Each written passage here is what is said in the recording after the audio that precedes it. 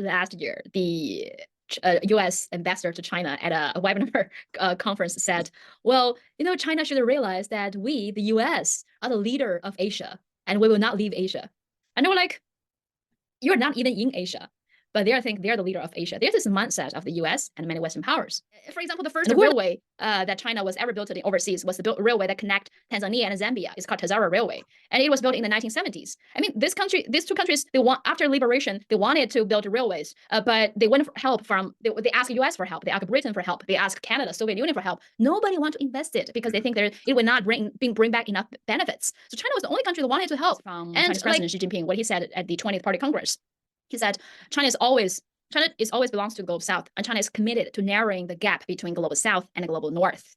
And China will continue to invest more resources to global south. China's leadership's message has been clear. China is not trying to export their model of development to other countries. What they're doing is just like, we made it. And we applied the Marxism, socialism on China's political unique characteristics. So if we can do it, every other country can do it as well.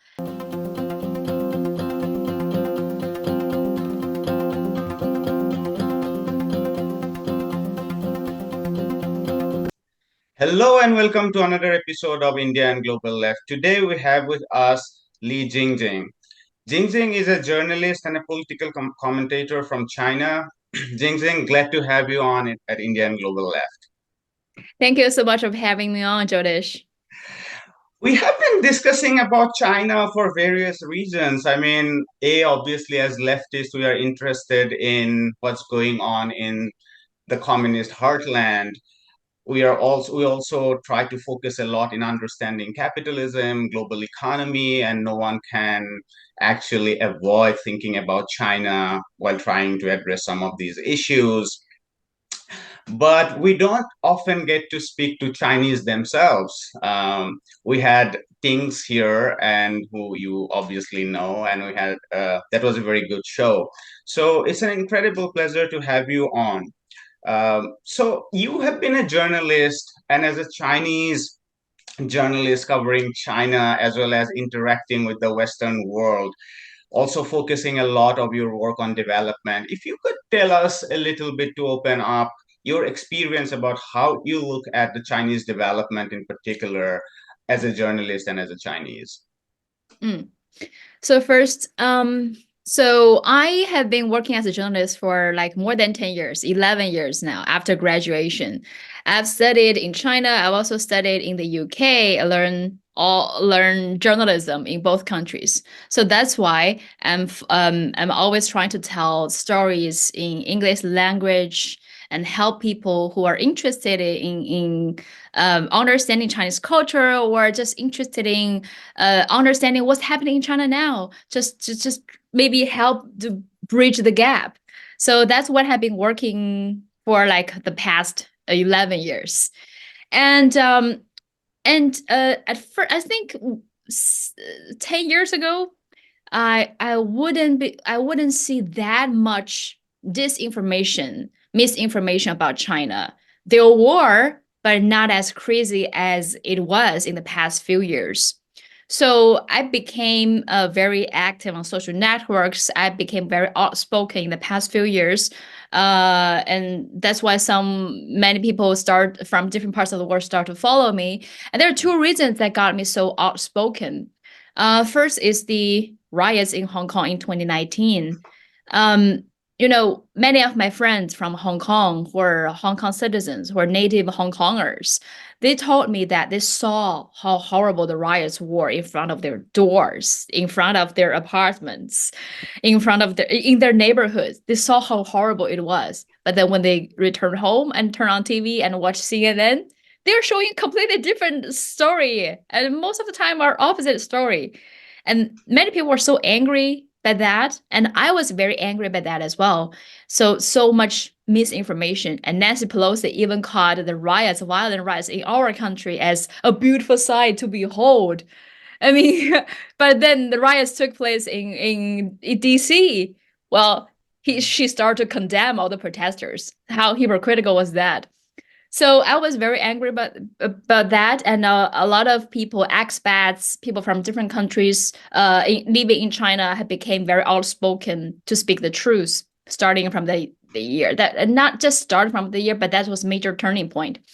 And then in early 2020, the COVID-19 pandemic took place. So I was among the first group of reporters to be sent to Wuhan. The city was under lockdown, and went to the lockdown city to cover the pandemic. And I interviewed so many doctors, patients, survivors, and the family members of the victims who passed away because of the first very deadly COVID-19 virus. And you saw how brave the city was, and the citizens of the city were pulling together to defeat this pandemic. And yet, the racism and the misinformation, disinformation about China, about Asian people in general, were like going like over the top, was crazy on social networks, on Twitter and Facebook. Every day you see all kinds of lies and racist slurs about Chinese people. So I said, I was a reporter. I know what's going on. I know what really going on, and I know the two languages. So how about I start to tell our stories? Stop letting some certain correspondent speaking on behalf of us, but in fact they were just twisting the story to fit their narratives. So I realized I need to speak up as a reporter, as a Chinese myself. So I think that's because of the rising anti-China propaganda in the past few years, I also became very active on social networks to tell the real stories, to help people understand what's really going on in China, to help people who are struggling to understand Chinese culture because of language barriers or whatever. So that's my story about being a journalist. And you also asked a question about witnessing the development of China, right? Yes. I mean, before just moving on, we just as a response, we had a full show almost with things on the COVID response by the Chinese state and how incredibly successful it was, regardless of a little bit of fatigue that came towards the end, which is definitely undeniable. So that was a good conversation. And you just mentioned about this 2019 riots. We were in the middle of our own turmoil in India. That was these massive protests going on at that time against this brutal citizenship law that the government brought in to actually essentially a combination of two laws trying to make Muslims second-class citizens, but definitely immigrant Muslims stateless. And I come from the state of Assam, and that was particularly affected because of its larger share of people of Bangladeshi origin. And we used to refer to the Hong Kong protests saying that, well, the Chinese are not being so brutal. I mean, 5 people were killed on the very early days of demonstrations by police in my home state of Assam, and we often used to tell about these massive, what you call as riots. I mean, definitely there were like projectiles being thrown, and we used to try to hold our government accountable by referring to that. Hmm. So yeah, And I was also yeah. No, yeah, no, go yeah, ahead. yeah. Continue. No, I speaking of because of the Western media portray the Hong Kong police as some brutal, inhumane. But in me to compare the riots took place in Hong Kong, the Hong Kong police was inhumanely refrained because Correct. they didn't fire any single bullet. No protesters was killed Correct. during the whole months of protests. But there were people who were killed during the rise in Hong Kong, but they were just innocent citizens who disagree with the protesters, and they got killed. They got lit on fire by rioters. The local citizens saying, well, stop destroying our city, like we are all Chinese people. And then the young protesters, young rioters just lit the man on fire, throw a brick at a janitor, and eventually killed this janitor because he was very old and damaged, like his brain. So I mean, there were people died, but not because of Hong Kong police, but because of the rioters. And the Hong Kong police were the one being besieged, being beaten up, and they really refrained, didn't fire a single bullet. Even sometimes they were besieged by like 10 people keep beating him. So this is the reality during the riots in Hong Kong, but you never see that on some Western media. I want to actually ask something before we actually come back to our original agenda. Like as I heard you speaking, this is something that I always struggle as a leftist. How do you think about institutions like police, especially in a communist country, where on one hand, there is a massive propaganda that certainly coming out of the West, but also there are so-called pro-democratic forces within. And then on the other hand, we know that these institutions are, in a classic Marxian sense, repressive institutions. So if I could just ask this very broad question to you as a leftist. How do you look at these institutions? I think people in China and people in the West, or maybe in some Asian countries as well, have a different understanding towards institutions, official institutions like police and the military. I can share with you how people in China view the police and the soldiers. I mean, police and soldiers are the ones that we really trust. I mean, when people have troubles, when they have difficulties, where to go, they find, oh, soldiers, oh my God, thank you. Finally, I find someone to help. The other day, I saw a video on TikTok, a lady with a baby. She has to do something, but she cannot carry her baby, like probably a few months old. So like she was struggling on the road. What did I do? And then she suddenly saw some policeman in the corner. So, oh, great. She just left the baby, so like tell the policeman, can you look after her for a while? And she just run. She didn't even wait it. I will just leave my baby here. You take care of me. I will come back very soon. And she just went. And the video, the CCTV camera shows the cameraman was just playing with the baby. And then later, when the woman finished her mission, she come back to pick up the baby. So I mean that's one thing happened lately. And also I can tell you why the policemen, the armed police officers and the soldiers were highly respected group of people in China. Every time there's a natural disaster like earthquake, like floods, the soldiers were always the one that fighting in the front, saving the citizens. Sometimes, most of the time, they sacrifice their own health, sacrifice their own life, saving the citizens.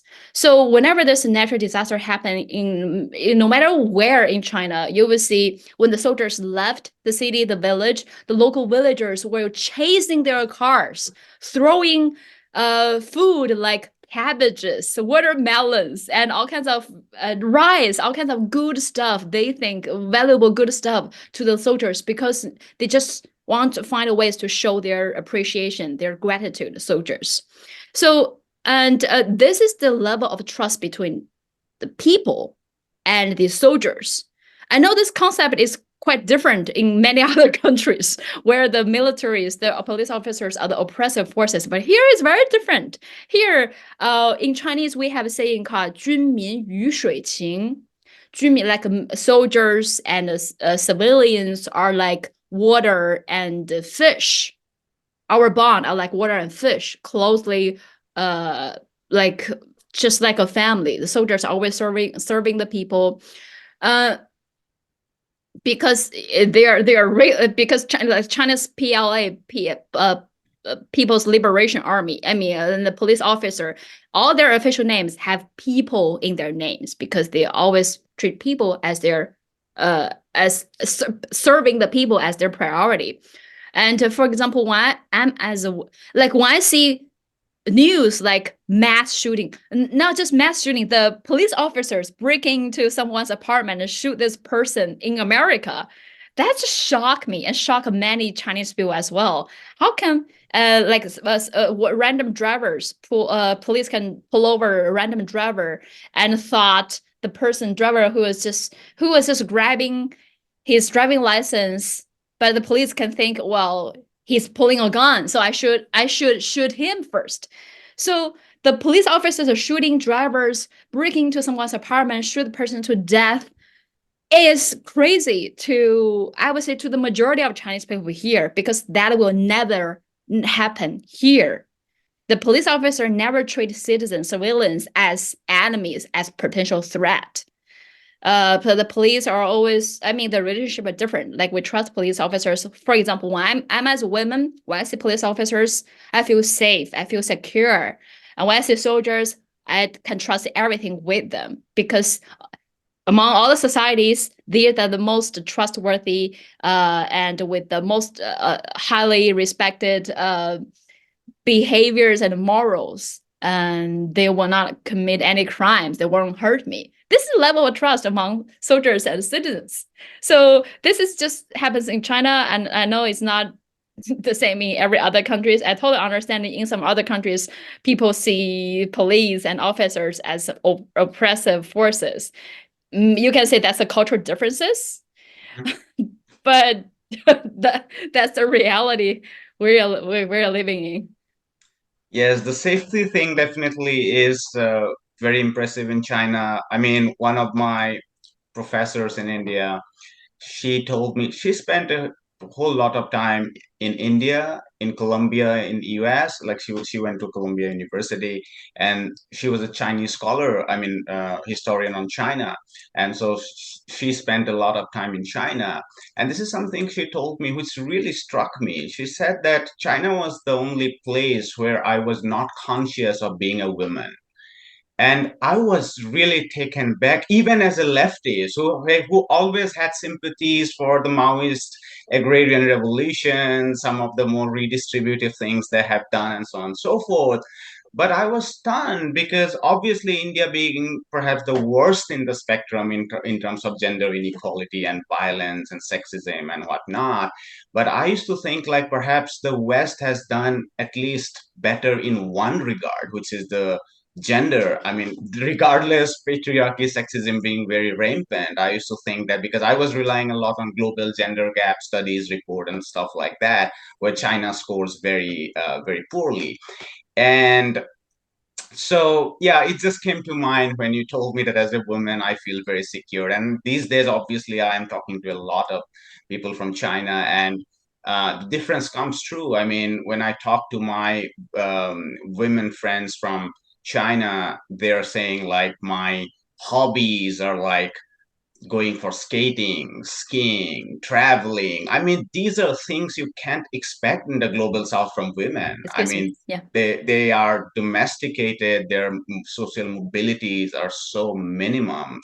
I mean, part of that has to do with underdevelopment, but part of that has to do with a very deeply traditional kind of ultra conservative mindset. Yeah, I would say as a Chinese woman who grew up, born and raised in China, I can say that like first, it's very safe for women to live in China. How safe it is? I can walk alone all by myself in the middle of the night at 2 a.m., 1 a.m., 2 a.m., like 3 a.m., whatever, like whatever the time it is, I can walk alone on the street. I can take a car. I can do anything I want because it's so safe.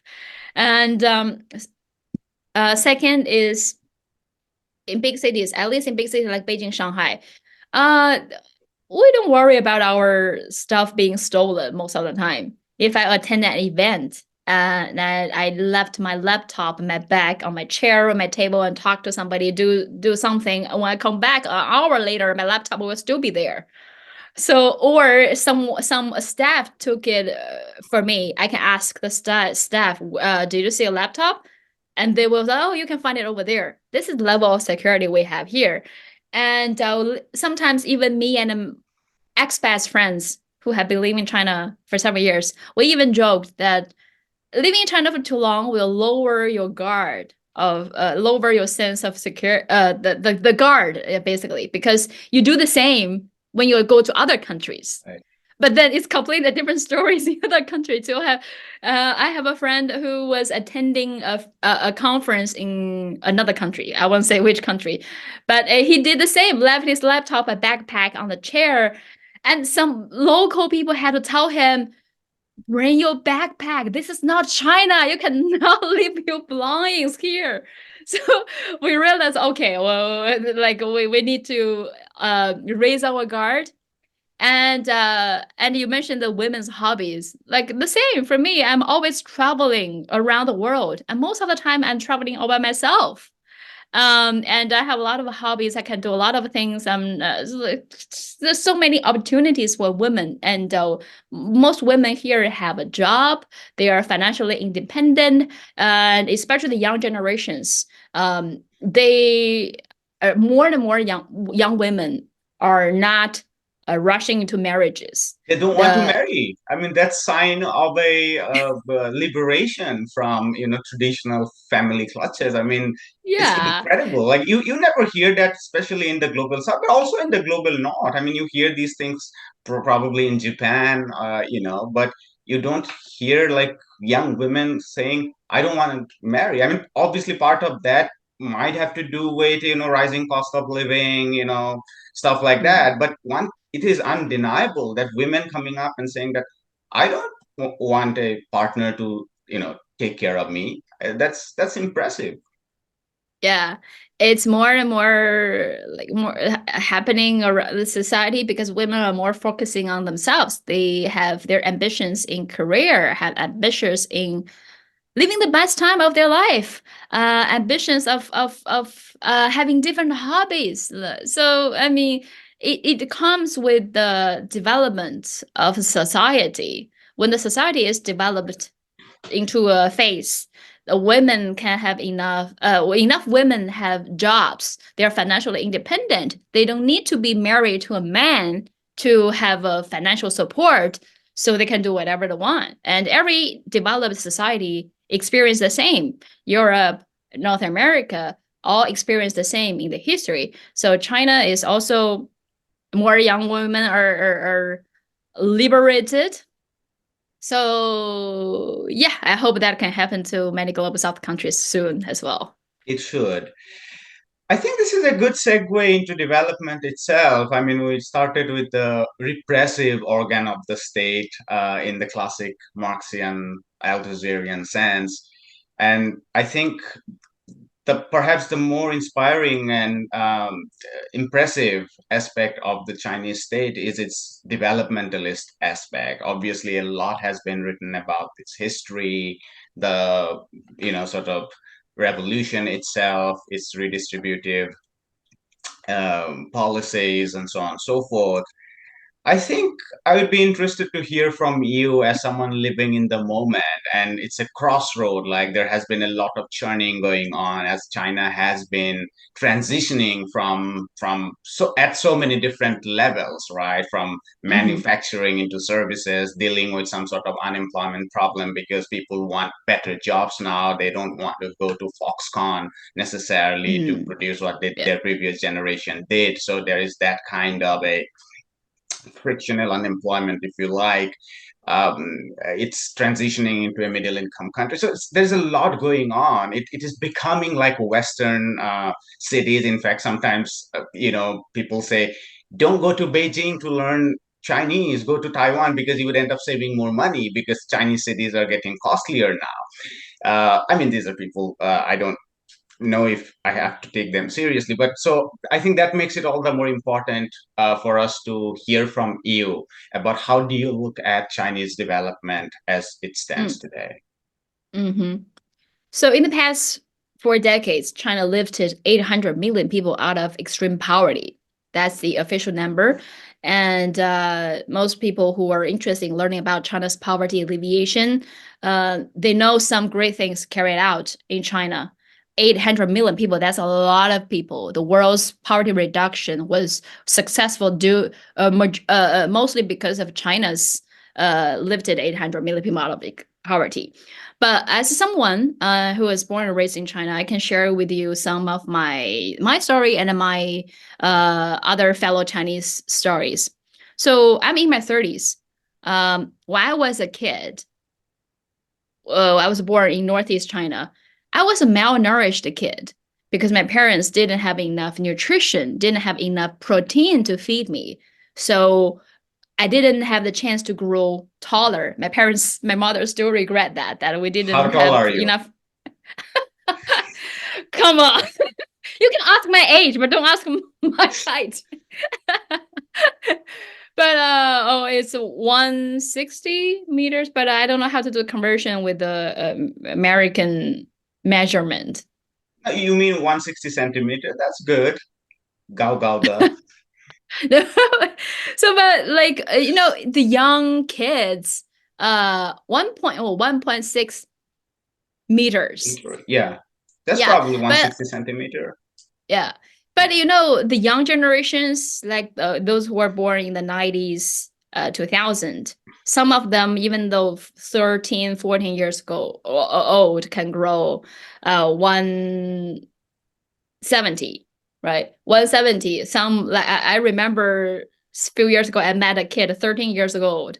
I thought she was a high school student, was about to go to college. Turns out she was just middle school student who was about to graduated from middle school and about to go to high school because she was 180. And she was drinking milk on a daily basis, drinking milk like water. So like, now I know why you grew taller. So at this story, when I was a kid, I mean, my 30s, I was a malnourished kid, and my parents didn't have enough protein to feed me. And now I'm overnourished, always worrying about how to lose weight. Like, I need to go to gym. Oh my God, like there's too much food, too much selection. So I don't have the chance to grow taller anymore, but I got a chance to grow fatter. So, but this is the change within my lifetime. When I was a kid, there was no flushing toilet in our households. Uh, and moving into high buildings like apartments was something fancy, Mhm. luxurious for most people in China. And when I was a kid, if I want to move to a neighboring province, we're quite close, but it takes a day and a half by train. But now it only takes 3 hours by high-speed bullet train. And that's the changes within my lifetime, within like 30 years. Absolutely. And there's so many stories happening across China. When I was in college in China, I had a classmate who was a Uyghur from Xinjiang. And during the winter vacation, she refused to go back home. And the reason she refused to go to home is it took her almost a week for a single journey, because she has to take 7 days, almost 4 or 5 days of train, and then take a cattle car and a bus to go back to her village. And the winter vacation was only 1 month long, so there's not enough time for her to stay at home. So like, I'm not going back. But now the flight going back to Xinjiang is only 5 hours, and now there are like at least From 26 airports. Sorry. from Beijing. Yeah, from Beijing to Urumqi, it's almost the distance from Beijing to Australia, I think. It's Hmm. quite long, but it only takes 5 hours. And now there are 26 airports just in Xinjiang, Uyghur Autonomous Region alone, Yeah. 26 airports, and they are building 8 more airports. My friend from a village in Hotan in South Xinjiang, he said, I'm from a county, like a county in Xinjiang.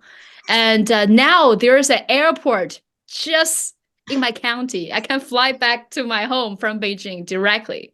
So this is the change within 30 years.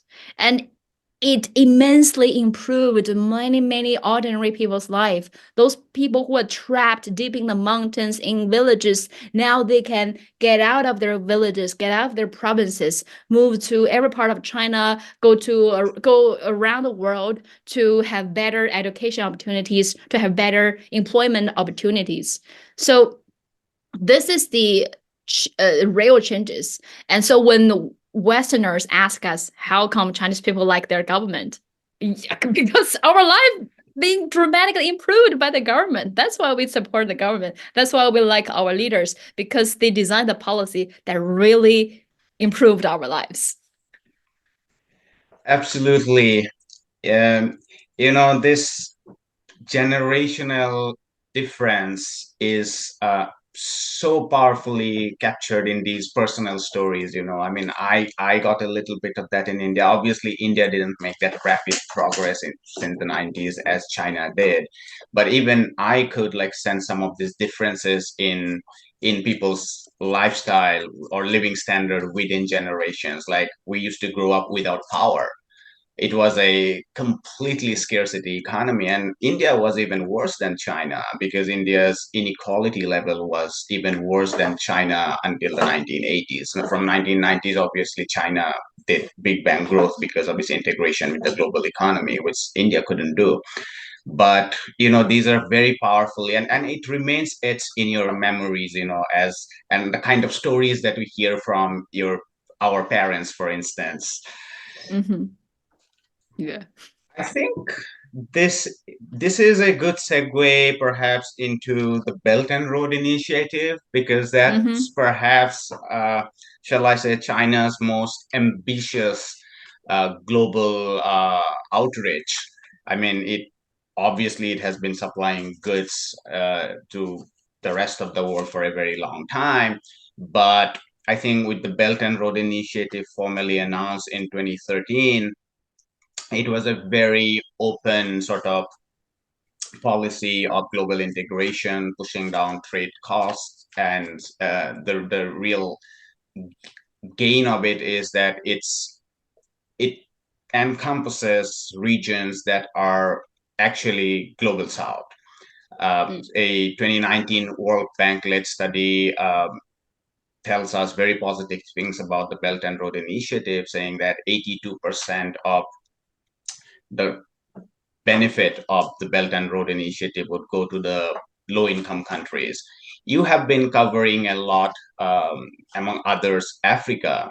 So, and we don't discuss Africa. It's a shame we don't discuss Africa a lot in our show. So, if you could tell us a little bit about your coverage of the Belt and Road Initiative, perhaps through these stories as a Mm. journalist. Okay, cool.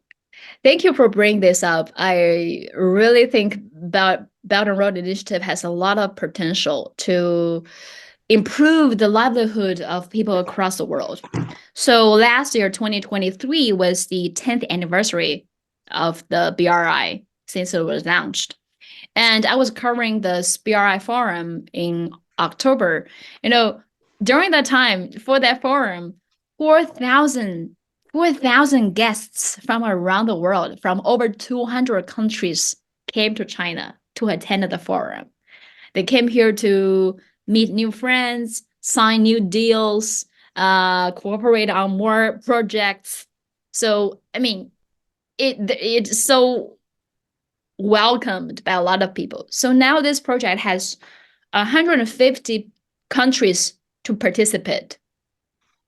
And I think why it has such a potential, because it's connecting the whole world with infrastructures. It will be a land bridge that connect the whole world. So if you look at many global south countries, the countries that have been deprived the right of developing, one thing that stopped them from developing is lack of infrastructures. So like you mentioned, lack of power is still happening in many global south countries. Absolutely. Power shortages, no electricity, no sometimes no running water. I mean, this is the thing. No Not bridges. yeah, No yeah, no bridges bridge. across the rivers. Yeah. So this is the thing. Not just jeopardize the people's living standards. It also stop businesses from running a factory, from purchasing goods from these regions. So infrastructures, even though it requires a lot of investments, require a lot of money, and you probably won't see any feedback within a short period of time, because it brings long-term benefits. It takes time. When they complete it, and you will see more companies, more people coming in. So it's the These long-term benefits. these are not stock buybacks and investing in pension funds, Yeah, Microsoft shares, and so on. These are yeah, investments in real economy, mobilization of labor, and whatnot. yeah, Takes a lot of time, and that's why global yeah, capital doesn't like it. yeah. So, in this, you, you mentioned the global south, like Africa and Latin America and Asia. These regions have been colonized by Western powers for how many years? hundreds of years, and even though they left, they not really left. The still colonized control the system. So for hundreds of years, this colonizer developed the world, didn't give Global South any chance to develop. How come after hundreds of years, there's still no bridges and factories and electricities in this region, and they didn't train local people.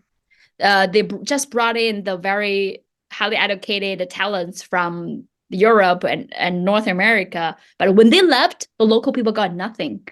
The local people learned nothing. So they didn't develop. But now, if you go to Latin America and Africa, Southeast Asia, you will see a lot more bridges, a lot more power plants, a lot more railways,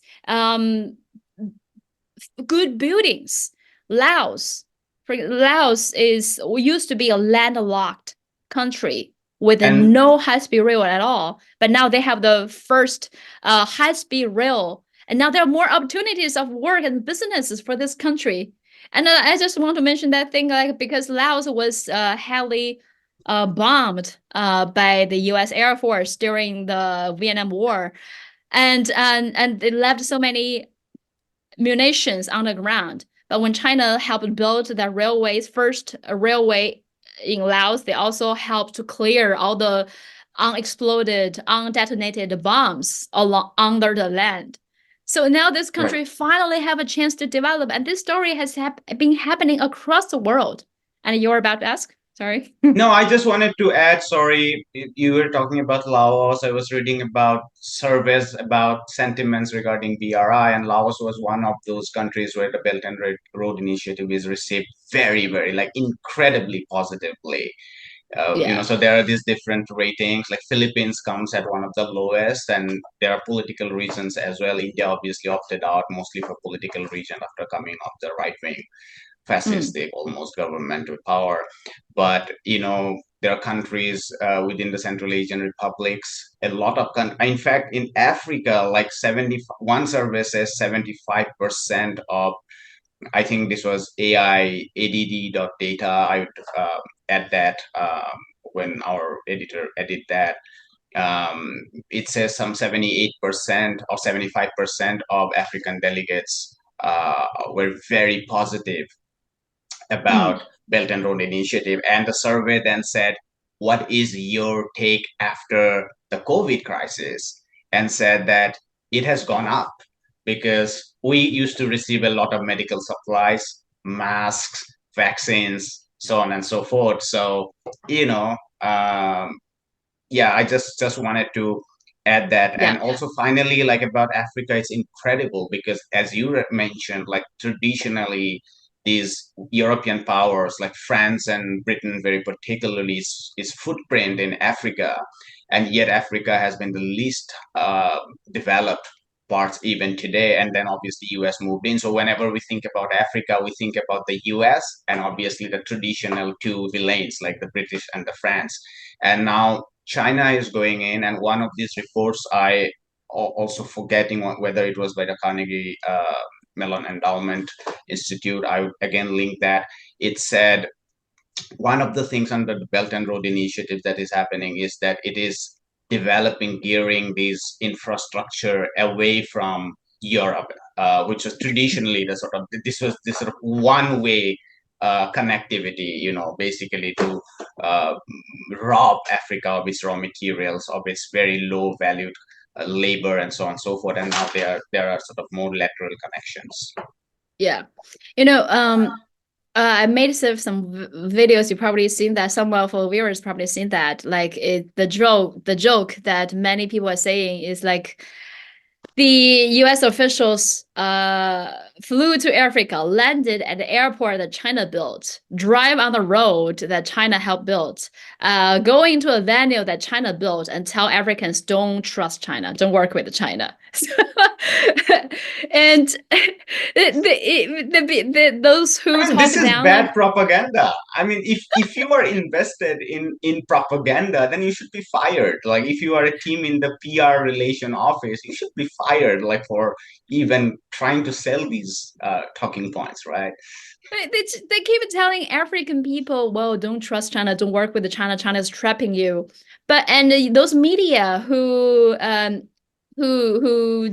talk about all those debt trap narratives about BRI and how they keep telling readers that China is just colonizing Africa. But whenever they talk about Africa, they never really let African people to speak. They just some Western think tankers, Western correspondent speaking, oh, this is bad Africa. And first, if you think this is bad Africa, how come you didn't invest in Africa? I mean, for example, the first railway that China was ever built in overseas was the railway that connect Tanzania and Zambia. It's called Tazara Railway, and it was built in the 1970s. I mean, these two countries, they want after liberation, they wanted to build railways, but they went for help from they asked U.S. for help, they asked Britain for help, they asked Canada, Soviet Union for help. Nobody want to invest it because they think it will not bring back enough benefits. So China was the only country that wanted to help. And like now you pay attention to China, but how come in the past few decades you didn't invest in China, in Africa? That's first. Second, if you really go to Africa and ask African people, African local people, how do they feel about Chinese investments and Western investments, they will give you a different answer. That's why those Western media did not select African people in their reports, because their answers will not fit their narratives. Local African people, or most of them, will say positive things about China's projects because it dramatically improved their lives. And that does not mean there's no problems among Chinese between Chinese companies and the local people. There are problems, like every business, every companies across the world. There are always problems, conflicts, disputes between foreign companies and local companies. But that's between them to settle. But even when I ask local African peoples, how do they feel about the disputes between local workers and the Chinese company, they said, well, if you look at China's government guidelines, they have been very clear. They said, I forgot the exact words. I got some books, but China's government has been telling its own leaders and people across the world, there are bad apples among the people that we send overseas as well. If there are some bad behaviors, tell us, I will take them back. So there are always some capitalists want to exploit the local region, but they do not represent the government, and their behaviors was not approved by the government as well. So the African leaders know very well what's good for them, but so I just think the Western media, if they're so obsessed with Africa, just talk to African people, ask them how do they feel. And they hate Western financial institutions more because Western financial institutions have been giving them the real debt trap. So, but the thing is, as I mentioned earlier, the infrastructure are key for improving the livelihood of a country. And this comes from China's experience. So in China, we have a phrase called 授人以鱼不如授人以渔. Like we have the same phrase in English, teach a man to give man a fish. Teach a man to fish is better than give a man a fish. This is exactly what they have been doing.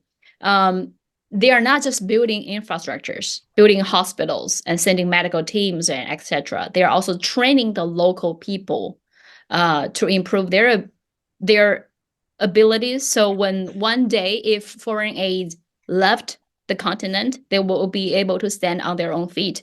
And this is the same across the world, not just in Africa. For example, last year I went to Pakistan. I went to a power plant and talked to many Pakistani employees. They said when the Chinese company came, our country lack of talents of running a power plant. So at first, they sent all the officials, engineers from China to build this power plant. but they keep training the local staff how to run a power plant. They even brought those local Pakistani staff, brought them to China to be trained, to get the education of being an engineer, running a power plant for several months, and then brought them back to Pakistan. And now, after several years of investing and training and giving educations, now this local Pakistani staff have been promoted to senior positions. And more of them are being promoted to senior positions. And the number of Chinese staff will be reduced. Because after years of investments at providing training, their ability is improved. They can run their power plant by themselves. And this story happened across the world. In many African countries, in the village, they are teaching the villagers how to scientifically plant certain products, agricultural products, to improve the quality. So they will no longer need to live on foreign aids forever. So this is the thing, and we learn from this our own experiences, because before 2020, before we lifted 800 million people out of extreme poverty, we did the same in different villages in China as well. I, as a reporter who went to many villages to see how the policies were carried out, were local farmers being really being lifted out of poverty. It's the same. Some village chief who are CPC officials, they sent to a village, examine what the problems that cause the poverty in the village, and came out with concrete targeted plans. I went to one village in Guangxi. That village, the party official even sacrificed her life doing her job, helping the village, because she was busy doing her work and she was caught in a landslide. That's why she passed away before 30. But what she did, she find out the reasons that caused the village to be poor. The first, the village was deep in the mountain, lack of roads. They need roads. So the local farmers can bring the tangerines they grow to the outside and the companies can come. And second, the farmers don't have enough knowledge of scientifically growing the products, even though they have been growing tangerines for decades, but just the quality was so bad. So no companies want to come here to buy their tangerines. Third, is just how to bring enough investors to come to the village. So she brought these 3 policies, suggestions to the central government. So the government came out with a plan, build roads in the village first. They built so many roads, the roads can lead into each household in the village. So the farmers can bring tangerines from their backyard to the road. Second, she went around the country to find the companies who are interested buying tangerine to make products. Bring investors, businessmen come to the village to see. Third, she introduced some experts, like agricultural experts, to teach the farmers how to scientifically grow more products. And she was dramatically improved the village. And she even sacrificed her life doing her job. And the whole village were still mourning her death to this day, after like several years she passed. And the villagers will go to see her father, see her family, because their daughter was sacrificing their life helping the village. So this is what had been, this was China has been doing, lifting people out of extreme poverty. Came out with concrete plans, teach the man to fish. And now this experience has been exported to different parts of the world, improve the local people's ability to stand on their own feet. So this is a story I saw in Africa, in Asia, and haven't been to Latin America yet. But this is what the BRI really providing to the local people: opportunity of employment, opportunity of education, opportunity to stand on their own feet. A lot of success of the BRI would eventually also be dependent not just on what China does, but what these governments in the global south do, because China can only provide limited resources in terms of building infrastructure. It can obviously, as President Xi recently said, it can even help in setting up industrial capacities, training people. I mean, one of the things that comes to my mind was, again, what you started with the COVID years. And I was talking with my comrade in Delhi, severe scarcity of everything. And especially, this was one girl I was talking to. She was working in Indian hospitals as a doctor, and she was telling me how much of a crunch situation it was in terms of healthcare workers. And it was, I guess, towards the end of the first wave, so things were relatively much easier in China by then. And I was thinking, like, China has a huge reservoir of healthcare workers.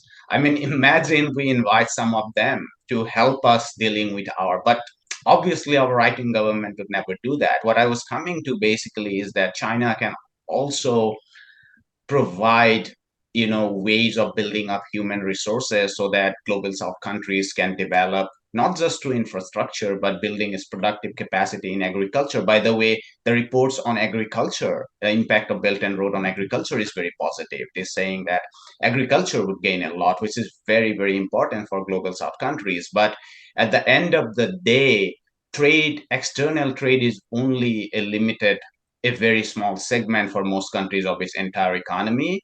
And as long Mhm. as governance is not improved within the global south countries, Belt and Road initiatives would not see its full potential. Mm, And yeah. that is up to global south countries themselves. That's not on China. Yeah, exactly. I think also China's leadership's message has been clear. China is not trying to export their model of development to other countries. What they're doing is just like, oh, we made it, and we applied the Marxism, socialism on China's political like unique characteristics. So if we can do it, every other country can do it as well. But that doesn't mean you should copy us. You should find your own way of development because each country is different, facing different challenges. So I think it finally, after hundreds of years, we see a successful example of global South countries who was colonized and invaded by foreign forces and finally stand on their own feet. And this is inspiring, and I think every country can find this their way of development as well. And many global South countries, particularly in Latin America and the Caribbean and Africa, one of the reasons that led to they're still not able to develop was because of the debt burden. And how to deal with that, maybe, I don't know, from my humble opinion, is like develop your own abilities to stand on your own feet. That means grow Don't your abolish your currency, at least. yeah, and also develop your agricultural industry. You will be able to feed your own people. Don't just make products for exports. That means you're dependent on other markets. If other markets crash, you will be crashed too. Uh, China, so far, most of things were independent. We have enough products, agricultural products, to feed our own people. And we are we are trying to be technologically independent because US are putting sanctions, trade war on us. So they are just forcing China to be more independent nowadays. So, but still, even though like US has put multiple sanctions on China in the past few decades, but China is able to develop to be independent on many things. We develop our own China space station. So when you can stand on your own feet, you're immune to the sanctions. You're immune from the punishments. So maybe that can be I don't want to say learned or copied. How should maybe other global South countries kind of find a way to be independent as well. Um, yeah, basically that's Exactly. it. No, I mean, one of the remarkable thing about China is it has been very successful in using limited resources very effectively. I'm talking about agriculture. I'm talking about educating its own people when resources were very limited, building healthcare, making people live longer when resources were not as abundant, then producing a whole range of commodities that people everywhere consume, but now increasingly demonstrating the world so much about its technological prowess. I mean, you look at the speed of the fastest supercomputers. I mean, these are Chinese computers, and it's just coming in all directions, like from EVs, electronics, electric vehicles to chip makings. I mean, these are things that the West used to tell us that the global South would never be able to make because probably you people are too dumb. And China is has the sort of this much wider spectrum of capabilities. It can offer solutions if people want to very resource strapped agrarian a country, as much as it Mm-hmm. can also offer resources to someone maybe probably trying to build Mm. switching to green technology. Yeah. Remember once upon a time they used to say made in China means bad quality. Correct. China can never innovate. They used to say that, but now look at almost everyday products are made by China, and China this year, 2023, has become the largest car makers or car exporters, Yes. Yes. right? So many cutting edge technology products are made in China now. So look at us now, and now because China can make this uh top cutting edge technology stuff. Now they say, well, okay, you made it because you stole from us. You stole from the US, you stole from us. So before you said we cannot make, and now we made it, you said it was stole from you. That's very colonial mindset. But that's jokes aside. I think a global South can be independent, and should find our way for solutions. And I also want to share the comments from Chinese President Xi Jinping, what he said at the 20th Party Congress. He said, China is always China is always belongs to the global South, and China is committed to narrowing the gap between global South and the global North. And China will continue to invest more resources to global South. I mean, this is important, identifying itself as forever a member of the global South and committed to narrowing the gap between North and South. And also, China, no matter at what stage of development, it will never seek hegemony. It will never try to be a dominant power. So it committed itself to raising the living standards of the whole world, to continue to committed to for poverty reduction. And also last year, China announced, probably not many people realize that China announced the three initiatives: Global Security Initiative, Global Development Initiative, and Global Diversity Initiative. All these initiatives are focusing on how to create a peaceful world, that we have less conflicts, less wars, how to create it a world that everybody is, especially the developing world, has more chances to develop, has equal playing field to develop. And also, while developing, we can also protect the world, the environment, committed to make a green development. So this is China has been committed to doing, and China has been sending this message very loud and clear. But I'm not sure how many Western mainstream media have been covering that. They just say China is a dominant power, but we are living in a changing world now. If you ask people from global South, they apparently have a very different view towards China and towards the West. I think we are living in a different world. I think it's finally a world that the global South can develop and break the cycle of the colonialism. You spoke about the cheap commodities. I mean, there was this long coverage in the Financial Times where was reported one of these car manufacturer companies CEO from Japan went to China to see some of its production and supply chains regarding EVs. And he was stunned about not just the scale at which China has been building these automobiles, but also the quality and how much things have been standardized, uses of technology. And this is the Financial Times reporting you. This is not like some, pro-party newspapers Yeah. telling you these stories.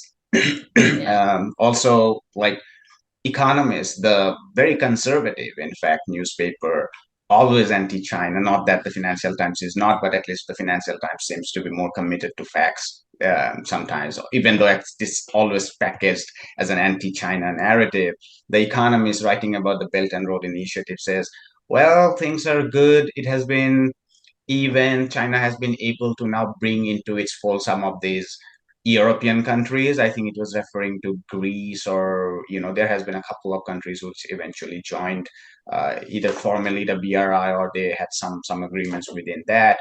But the Economist is saying now it seems that they are not very happy, because the expectation was that China would send very cheap commodities and they would be consuming for cheap. But it happens so that China can also export like high value goods. And so now we should impose tariffs, trade barriers, sanctions, and so on and so forth. But that aside, I think I don't want to hold you for too long. We should, but I definitely want to hear from you your thoughts about the rise of Asia thing. What are your thoughts about that? I think this century that is belongs to Asia, and Asia is returning to the global stage. And so it's important that all of us can join hands and work together. Um, I think I posted many stories about that as on my YouTube as well. Many great scholars have been spoken about the rise of Asia as well. So I just want to share. I really think this century there's a lot of space for growth of Asia, and the Western powers will try everything to destabilize the region, as we saw in the South China Sea, the military bases. And we were, I'm sorry, my earpiece dropped. So, but we should unite. And I remember last year, the U.S. ambassador to China at a webinar conference said, well, China should realize that we, the U.S., are the leader of Asia, and we will not leave Asia. And they were like, you're not even in Asia, but they think they're the leader of Asia. There's this mindset of the U.S. and many Western powers. And who are the leader of Asia? We've been colonized. Correct. India and China and many parts of Asia were colonized by multiple powers. And we share the same pain, similar pain. And now finally we have a chance to rise.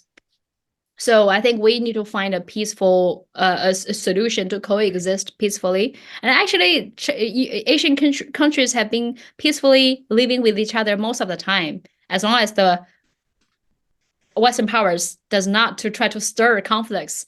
Asian countries have always been very peaceful living together. So we think we should work together. And I just want to bring one thing, but because I was posting on my Twitter the Japanese invasion during World War II in Asia, in China and many parts of Asia, and someone from a European country who lives and loves Japan said, why are you bringing this up every time? Like, why are you rubbing this on our face every time? It's 80 years ago. Get over it. And I mean, the thing is, Europeans people think we, Asian people, Chinese people, should get over the massacre, the Holocaust that happened in Asia, because it was 80 years ago. Well, in fact, nobody in Europe dared to tell the Jews, "Oh, get over the Holocaust. It's over. It's 80 years ago." Nobody dared to say that. And Germany apologized for so many times, again and again. But still, nowadays, nobody dared to say that. But if the crimes happening in Asia was largely forgotten. The crimes, the pain of Asian people were largely neglected by the Anglo-Saxon people. And now as we rise, we're trying to bring the history, let this people, not outside people know this history, because the more people were killed in Asia than in Europe. The Holocaust in Asia was way worse, and Britain colonized India and China as well. And how many atrocity happened in our parts of the world, and how many people really know about that? So how come the crimes, the pain of Asian people were largely forgotten and ignored? And if we bring this up again, they will tell us, oh, it's 80 years ago, get over it. Mm-hmm. Whereas Europeans, Anglo-Saxon people's pain are worth talking about. So I think eventually it depends on us to work together and to let people know more about the history of Asia, what we've been through, and where we're going. And we are not dominating this century. We are just coming back to the world stage, because if you look at the history, most of the time, Asia has been a leading power in the history. But now Asia is coming back. Mm-hmm. So through, there are many organizations, international mechanisms are showing this trend, like BRICS, that China and India are in. And they're also SCO, Shanghai Cooperation Organization, more focused on Central Asia. And there are so many more organizations like this that Asian countries and European countries are working together, because Eurasia, this land, for the most of the history, has been seen as a chessboard to play geopolitical game. Correct. By Western powers. Unstable or polarized Eurasia is good for the world according to Western geopolitical standpoints. If we unite, we can be really, really strong working together. So now more countries in Asia and Central Asia, West Asia realize that, and we are forming to try to restore a stability in our land and stop letting foreign powers to use our land as a chessboard to play their geopolitical game. So the last word is Asia should unite. Absolutely. I mean, I'm absolutely for that sentiment, although I'm perhaps a little bit pessimistic about its realization, given how geopolitics works. And, with recent turn of events like the coming of the right wing in India and its sort of much more overt shift towards the US in this region, and how these alliances have been made. So there are problems not just in South China Sea, the longstanding problem, Japan and China, India and China are not doing well. And my greater worry is more than China is the global South, rest of the global South, because we know now, as history has shown us, that during the Cold War, a lot of countries that participated in the Cold War got devastated. I mean, Pakistan got devastated. India maintained neutrality in some ways. I mean, it was some sort of pro-Soviet Union at times, but largely it kept itself away from the Cold War, and it's spared itself. And that's my worry. We've recently seen the election in Taiwan again, and somewhat pro-West DPP has come back to power. Although it was a close, tough fight, that actual numbers tells you, like, if you add up the data of Taiwanese People's Party and the KMT, it exceeds the 40% votes that the DPP got. And there is a major threat of these escalations. So I am very hopeful. Like I hope it happens, a sort of Asian unification, but at the same time, it's like a sort of Gramscian pessimism of intellect and optimism of will kind of situation where I lie. We need more people like you and to work together to make people realize that we need to unite. And you know, the West strategy is always divide and conquer. Correct. There. So we should not let that work. Divide and conquer has been working in many parts of the world, sadly. Even within one country, they try to divide and conquer. But if when we unite, we'll be stronger than ever. And even And the West should unite with global in a global order, right? That would be very beneficial for the rest of the world as much as it would be beneficial for the West. I mean, exactly. If the United States can join the BRI, if the European countries can join BRI, correct, that will be great for the people in those two regions. There's no high-speed rail in America. Wait, there's a one that they are announced like a few months ago. But I went to United States before, so I mean, the average working people, working class, their life is getting worse. The rich elites, they are still living their luxurious life. But what about the common people? And what about the homelessness? And so correct, it's for the European people. So if they can join the BRI, they can work together, it will bring huge benefits to the common average working class. And right. I'm sure those people want it as well. That's the ideal goal, a world revolution of the proletariat. We were supposed to meet on Lenin's centenary, but we didn't meet on that day. But that has been the goal of the left, and I think the left should never abandon that very noble goal of a world revolution led by proletarians. Mm-hmm. But thanks for your time. You have been very generous, and I really enjoyed talking to you. And next time we can even talk a little bit in Chinese.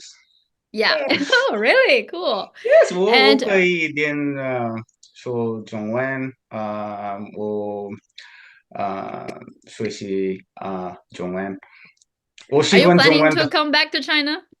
Absolutely，我喜欢中文的政治和文化，中文的人很好，非常好。Awesome. Awesome. 我爱中文人，中国人，sorry。Oh, thank you. And we have more Indian people coming to China. I have several Indian colleagues. Mhm. And yeah, you will have a great time if you come back to Beijing. The 21st century should be a century of cooperation. Yes, rise of Asia, rise of BRICS. Hi, my name is Ayushman. I, along with Jyotisman, have started this platform. In the last 2 years, we have tried to build content for the left and progressive forces. We have interviewed economists, historians, political commentators, and activists so far. If you have liked our content so far and want us to build an archive for the left, I have two requests for you. Please do consider donating for the cause. Link is in the description below. Also, if you are not able to do so, don't feel sad. You can always like our videos and share our videos to your comrades. Finally, don't forget to hit the subscribe button.